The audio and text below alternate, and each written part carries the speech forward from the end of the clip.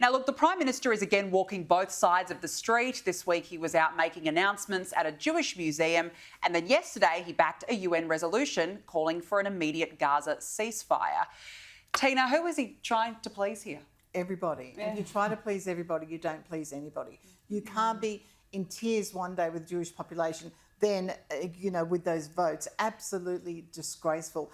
You've got to have a strong, firm conviction, and he doesn't. He's wishy-washy. He's still trying to hold on those Western suburb seats where he thinks, not addressing the Jewish problems will help him, and it's not going to work. He's inconsistent. He's not sincere. All that's showing through now, and it's quite sad to watch, actually, because the Jewish populations around here that are suffering so much realise that he's not authentic. No, well, that synagogue fire last week actually proved, in my opinion, why Jewish Australians are scared at the moment, Tanya. And you've got the Prime Minister comforting them, albeit 4 days later, after he played tennis. After he went for a round showing off his backhand, and then suddenly now he's at the UN. I mean, what is he doing? Well, and it's also his response. I mean, Tina's right. If you're going to have a different view on this issue, then be really clear on it. He keeps hiding behind Penny Wong, and he hides behind her decision on this. But the reality is, Penny Wong isn't making a decision. She doesn't make decisions in a vacuum. They are doing this together.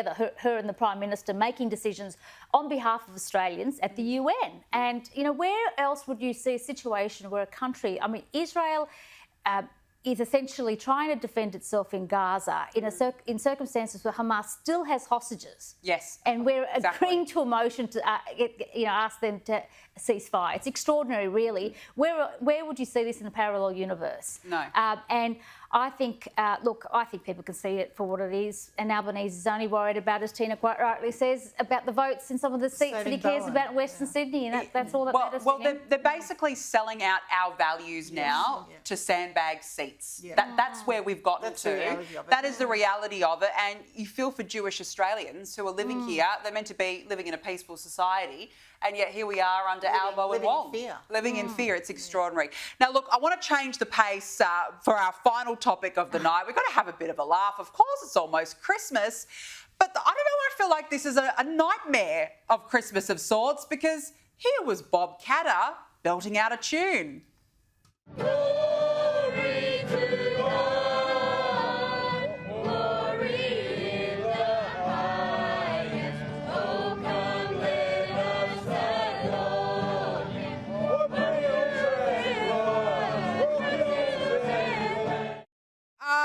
Okay, well, look, good on it. Tanya, you're a politician. You didn't want to belt out a couple of tunes for the people of New South Wales? Politicians shouldn't sing, I don't think, but good on him. Well done for giving that a go. That's a beautiful Christmas carol, so I give credit where it's due. Good on him. What do you think of the pipes? What do you think there? Give it a miss, Bob. Not a fan? Lower that tone and mouth the words. Stick to Don't politics. scream, oh, come, let us adore Him. No, probably. Oh, no, definitely not. Well, Tanya Mihalik, Teena McQueen, it's been wonderful having you both on the panel this year. Thank you so much for spending your Friday nights with me. And it's been a pleasure. It's been fun. So thank you so much, and Merry Christmas to both of you. Thank you.